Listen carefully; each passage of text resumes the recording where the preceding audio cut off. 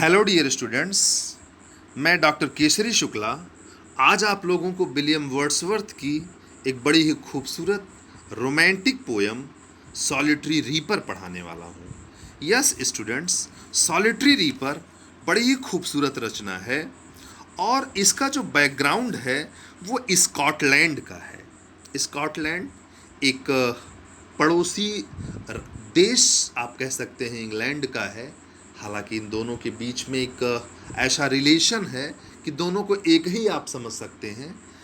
तो स्टूडेंट्स, एक बार William Wordsworth अपनी बहन डोरोथी के साथ स्कॉटलैंड टहलने के लिए गया था। स्कॉटलैंड की ट्रिप पर गया हुआ था और वहाँ उन्होंने 1803 में इस रचना को लिखा और ये रचना बाद में आगे चल करके 1807 में पब्लिश हुई। स्टूडेंट्स, जब ये अपनी बहन के साथ स्कॉटलैंड के ग्रामीण क्षेत्र में टहल रहे थे, प्रकृति, जैसा कि आप जानते हैं विलियम वर्ड्सवर्थ प्रकृति के पुजारी हैं।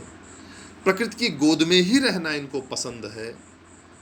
प्रकृति के पुजारियों की, रोमांटिक एज के कवियों की विशेषता है कि वो ग्रामीण अंचल में ही अपने आप को ज़्यादा खुश महसूस करते हैं।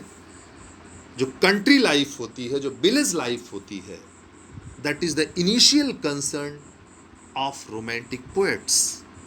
तो स्टूडेंट्स, विलियम वर्ड्सवर्थ अपने सिस्टर डोरोथी के साथ स्कॉटलैंड के एक ग्रामीण परिवेश में टहल रहा था कि अचानक उसकी निगाह एक नवयुवती पर पड़ती है, एक यंग गर्ल पर पड़ती है जो खेतों में काम कर रही थी। विलियम वर्ड्सवर्थ जब उसको देखते हैं तो उसकी जो शैली है, शैली से मेरा तात्पर्य है कितनी प्रसन्नता के साथ एकदम मुग्ध मन वो अपने खेत में काम कर रही थी। उसका जो मुग्ध मन अपने कार्य में तल्लीनता के साथ लगी हुई थी, प्रकृति की गोद में जिस तरीके से वो कार्य कर रही थी, वो विलियम वर्ड्सवर्थ को मोह लेता है और विलियम वर्ड्सवर्थ इस रचना को लिखता है। डियर स्टूडेंट्स, तो मुझे लगता है कि मुझे स्टार्ट करनी चाहिए पोयम। अपनी बहन को संबोधित करते हुए विलियम वर्ड्सवर्थ कहता है, डोरोथी बिहोल्ड हर। देखो देखो देखो देखो देखो, बिहोल्ड हर मीन्स देखो उसको। Behold her single in the field. देखो वो लड़की अकेली खेतों में काम कर रही है। Behold her single in the field yon solitary highland lass. अकेले इस पहाड़ी क्षेत्र में, इस ऊंचाई पर, यॉन मीन्स दूर, सॉलिटरी अकेली, हाईलैंड माने पहाड़ी पर, लैस मीन्स खूबसूरत यंग लड़की। देखो इन पहाड़ी क्षेत्र, इस पहाड़ी पर जो खेत है उसमें ये लड़की गजब काम कर रही है, कितना प्रसन्नता पूर्वक कार्य कर रही है। देखो डोरोथी इसको क्या कर रही है, reaping and singing by herself. अकेले फसल काट रही, रीपिंग मीन्स फसलों की कटाई कर रही है, और काटते हुए सिंगिंग बाई हरसेल्फ, और अकेले में मुक्त कंठ से खूबसूरत गीत गा रही है। डोरोथी कहती चलिए चलिए ये सब तो होता रहता। कहता नहीं, स्टॉप हियर, स्टॉप हियर, रुको, स्टॉप हियर, यहां ठहर जाओ, यहां ठहर जाओ और देखो, बिना डिस्टर्ब किए हुए। कहीं हम लोग तेजी से इधर गुजरे, कहीं ये डिस्टर्ब न हो जाए। इसलिए कहता वर्ड्सवर्थ, स्टॉप हियर, जेंटली पास। अगर चलना है तो धीरे से गुजर चलो ताकि उसके कार्य में व्यवधान न पड़े। वो गीत गा रही है, कहीं वो शर्मा न जाए। Alone she cuts and binds the grain. देखो वो अकेले फसल काट रही है और अकेले बांध भी ले रही है। उसके गीतों में एक अजीब सा नशा है। And sings a melancholy stream. उसके गीतों को सुनकर के लग रहा है जैसे उसके दर्द मेलांकली मीन्स सैडनेस में भीगे हुए हैं। एक पीड़ा से उपजे हुए गीत ऐसा लग रहा है वो गा रही है। ओ लिसन, अरे डोरोथी सुनो, for the well profound is overflowing with the sound. उसके गीतों से जो वेल, जो ये घाटी है पूरी ओवरफ्लोइंग, ऐसा लग रहा है जैसे पूरी की पूरी घाटी उसके गीतों की महक से भर गई है। उसके गीतों की प्रतिध्वनियां चारों ओर सुनाई पड़ रही हैं इस पूरी की पूरी घाटी में। वर्ड्सवर्थ कहता है, Dorothy, no nightingale did ever chant more welcome notes to weary bands of travellers in some shady haunt. कहता जैसे कोई यात्री हो, जैसे कोई मुसाफिर हो और थक गया हो, वियरी, वियरी माने थक गया हो, जैसे मुसाफिरों का कोई समूह हो और थक करके किसी पेड़ की छाया में बैठ जाए सुस्ताने के लिए, तो सुस्ताते हुए यात्रियों के समूहों का स्वागत इतना खूबसूरत तो नाइट इंगेल का गीत भी नहीं कर सकता। नाइट इंगेल के गीत भी इतने खूबसूरत नहीं हो सकते, इतना आनंदित नहीं कर सकते हैं जितना आनंदित कर देने वाला इस लड़की का, इस नवयौवना लड़की का जो गीत है, इस नवयुवती का जो गीत है, जितना खूबसूरत ये है, कोई भी गीत इतना खूबसूरत नहीं हो सकता है। शायद ऐसा गीत किसी थके हुए मुसाफिर को, किसी नाइटिंगेल, किसी बुलबुल की आवाज में शायद मिल जाए, अथवा और travellers in some shady haunts among Arabian sands, या किसी ट्रेवलर को जो किसी अरब क्षेत्र में, जहां चारों ओर गर्मी और गर्म बालू चारों ओर फैली रहती है, रेगिस्तानी क्षेत्र होता है अरब में, जैसे किसी अरब क्षेत्र के बालू पर, रेत पर चलते हुए किसी मुसाफिर को कोई छाया मिल जाए, किसी वृक्ष की छाया मिल जाए, तो जो आनंद प्राप्त होता है, शायद वही आनंद इस खूबसूरत नवयुवती की इन खूबसूरत गीतों में है। A voice so thrilling never was heard, इतनी खूबसूरत, इतनी थ्रिलिंग आवाज, इतनी मेलोडियस आवाज, इतनी मुग्ध कर देने वाली आवाज। वर्ड्सवर्थ कहता है इतनी डिलाइटफुल आवाज, इतनी captivating kind of melodious voice, this kind of delightful voice, this kind of attracting voice, Wordsworth says that I have never heard, ऐसी खूबसूरत आवाज तो मैंने कभी सुनी ही नहीं। In spring time from cuckoo bird, शायद बसंत के महीने में ऐसी आवाज किसी कोयल की हो सकती है, जैसे बसंत के महीने में कोयल कूकती है, एक मिठास होती है उसकी आवाज में, शायद ऐसी ही मिठास इसमें है। ऐसी मीठी आवाज, ऐसा मीठा गीत मैंने कभी सुना ही नहीं है। Breaking the silence of the sea among the farthest Hebrides, among the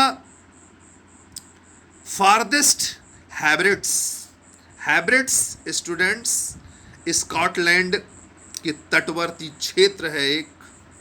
कहता है उधर सुदूर, फारदेस्ट माने सुदूर, स्कॉटलैंड के तट पर हाइब्रिड्स का जो तट है, वहाँ पे जो समुद्र है, breaking the silence of the sea, इसके गीत उस सागर की खामोशी को तोड़ दे रहे हैं। कहता will no one tell me what she sings, क्या कोई मुझे बताएगा कि ये गा क्या रही है। स्टूडेंट्स, वर्ड्सवर्थ कहता है कि इसकी मेलोडी मुझे बहुत खूबसूरत लग रही, बड़ी मीठी लग रही है, लेकिन ये गा क्या रही है, इसकी भाषा मैं समझ नहीं पा रहा हूँ। इसका जो लोकगीत है, जो इसकी गांव की बोली है, लोकगीत है, उसको मैं समझ ही नहीं पा रहा हूँ कि क्या है ये कह क्या रही है। लेकिन इसके गाने के अंदाज से मैं अंदाज़ा लगा ले रहा हूँ कि perhaps the plaintive number flow, शायद ये कोई दर्द भरा गीत हो सकता है। Plaintive means a song of students sadness, plaintiveness, sadness. लेकिन इसके रिदम से अंदाजा लगा ले रहा हूँ, इसकी इसकी गाने के अंदाज से मुझे अंदाजा लग जा रहा है कि दर्द में डूबा हुआ कोई गीत ये गा रही है। फॉर ओल्ड अनहैप्पी, शायद गुजरे जमाने का अनहैप्पी सैड नोट का कोई सॉन्ग गा रही है। फॉर ऑफ थिंग्स, या उन चीज़ों की ये गीत हैं जिनका युग, जिनका समय बीत चुका है, गुजरे वर्षों के किसी किसी पीड़ा का गीत हो सकता है ये, एंड बैटल लॉन्ग अगो, या हो सकता है कि पुराने किसी युद्ध के गीत हों ये, उन युद्ध में हुई हानियों के गीत हों, उन युद्ध से उपजी पीड़ाओं के गीत ये हो सकते हैं। और is it some more humble lay students familiar matter today, शायद ये आज की किसी पीड़ा से जुड़ा हुआ हो सकता है, शायद। और is it some more humble lay, या हो सकता है कुछ और इसकी थीम हो, कुछ और इनके विचार हो। फैमिलियर मैटर टुडे, हो सकता है आज के जो विषय हैं, आज के जो हमारे फैमिलियर मैटर हैं, family issue, social issue, individual issue, जो हमारे निजी जीवन के तमाम मुद्दे हैं, हो सकता है उन पीड़ाओं से भरा हुआ कोई गीत ये गा रही हो। लेकिन ये क्या है मैं समझ नहीं पा रहा हूँ। सम नेचुरल सारो, या कोई प्राकृतिक दुख हो। आज के समय में जो मानव विभिन्न प्रकार के, हमारी जनरेशन का जो मनुष्य है, विभिन्न प्रकार की पीड़ाओं से घिरा हुआ है, हो सकता है उन पीड़ाओं से उपजा हुआ ये गीत हो। लॉस और पेन, कुछ खो जाने का जो दर्द हो सकता है, किसी के बिछड़ जाने का जो दर्द है, हो सकता है इसके गीतों में हो। और पेन, या किसी अन्य दर्द का डूबा हुआ, दर्द में मिला हुआ, दर्द में डूबा हुआ गीत हो सकता है। That has been and may be again, हो सकता है ये इन विषयों का, हमारी आज की पीड़ाओं से जुड़ा हुआ कोई गीत हो। वेदर द थीम, कुछ भी थीम इस गीत की हो सकती है, न जाने क्या थीम है। कई विषय वर्ड्सवर्थ कहता है इनसे संबंधित गीत हो सकता है। The maiden sang as if her song could have no ending, लेकिन लगता है कि ये जो मैडन, ये जो कुंवारी नवयुवती है, इतना खूबसूरत गीत गा रही है, ऐसा प्रतीत होता है। As if her song could have no ending, ऐसा लगता है जैसे इन गीतों का कभी कोई अंत ही नहीं होगा, ये अनंत काल तक गीत गूंजते रहेंगे। आई saw her singing at work, मैंने इसको अपने कार्य को करते हुए गाते हुए सुना है। And over the sickle bending, और हमारे चारों ओर जो सिकड़ियां हैं, जो हमारे चारों ओर विभिन्न प्रकार के बाध्यताएं हैं, जो बंधन हैं, उनसे जुड़े हुए गीत हो सकते हैं।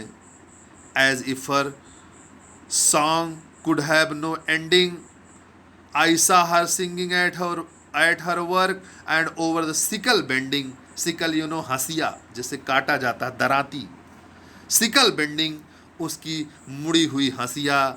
आई लिसनड मोशनलेस एंड स्टिल, इसको मैं एकदम शांत होकर के सुन रहा हूँ। ऐसा लग रहा है जैसे मैं पत्थर का हो गया हूँ, मोशनलेस, मैं हिल नहीं पा रहा हूँ। इनके गीतों को सुन करके एकदम शांत हो गया है मेरा मन, मेरा शरीर शांत हो गया है, मैं खड़ा हो गया हूँ। And as I mounted up the hill, जैसे ही मैं पहाड़ियों पर चढ़ता हूँ, द म्यूजिक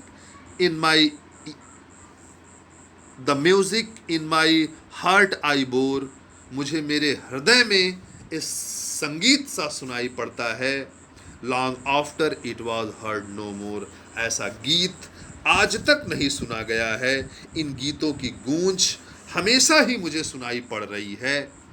स्टूडेंट्स, इस प्रकार से सॉलिटरी रीपर नामक कविता में वर्ड्सवर्थ ने उस नवयुवती जो उनको स्कॉटलैंड की विजिट के दौरान, जब वो एक ग्रामीण क्षेत्र में पहाड़ियों पर घूमने के लिए गए थे, तो मिली थी, दिखी थी, जिसको इन्होंने डिस्टर्ब नहीं किया, चुपके अपनी बहन डोरोथी के साथ इसके गीतों को सुना। स्टूडेंट्स, इस रचना में मैंने आपको विलियम वर्ड्सवर्थ के थॉट्स को समझाया। आशा करता हूँ कि आप लोगों के अच्छे से समझ में आ गया होगा। इसी नोट के साथ thank you very much dear students, thank you very much.